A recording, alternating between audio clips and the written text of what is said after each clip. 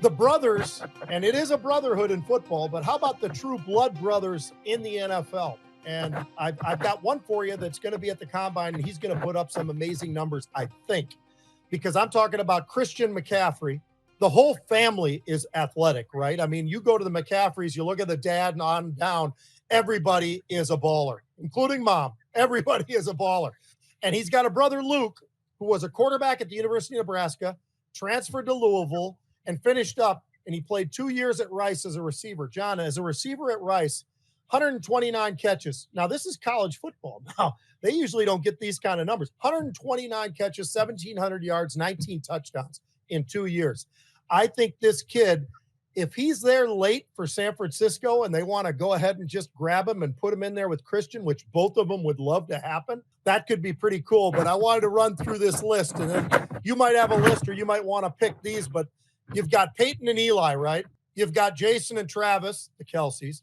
You got the entire Watt family, right? I mean, there's hundreds of them, it feels like, everywhere. TJ, JJ, all these different acronyms. You've got Clay and Bruce Matthews, which I think the Matthews family is unbelievable because their kids are playing in the NFL as well. Then you've got so many other ones, Johnny. You've got the Long family. You've got the Harbaughs. You've got Vernon and Vontae Davis. I mean, where do you want to go? The Bosa family, right? Their dad was one of the killer bees at the Miami Dolphins. I mean, everywhere you look, Trevon and Stephon Diggs, you can look almost anywhere. Is there somebody I've left out? The Sharps? I don't know. Sterling?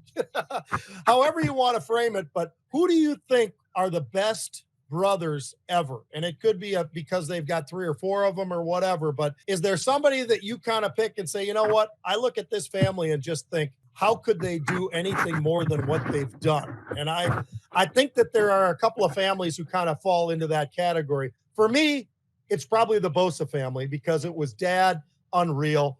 And these two guys, these two boys, you know, have been absolutely spectacular pros and seem to lead or be in the lead for the sack numbers every single year. But is there somebody else? I mean, Peyton and Eli are what the world says are the best two brothers ever to play in the NFL. What do you think? They're great, and they both have Super Bowl rings to show for it. And Peyton has Super Bowl rings for multiple teams, which is even more impressive, I thought, Pete. I think the Matthews brothers and the Matthews family, because there's Bruce Matthews, Clay Matthews, and his sons, you know, their sons. And they were just physical, you know, great players. Yeah. And Clay had a hard time breaking in. But once he got in, he was all pro year after year after year. I would say, Pete, the only ones you left off that I would include would be the Selman brothers. Oh, gosh. And I'm a Tampa guy. How did I? Yeah.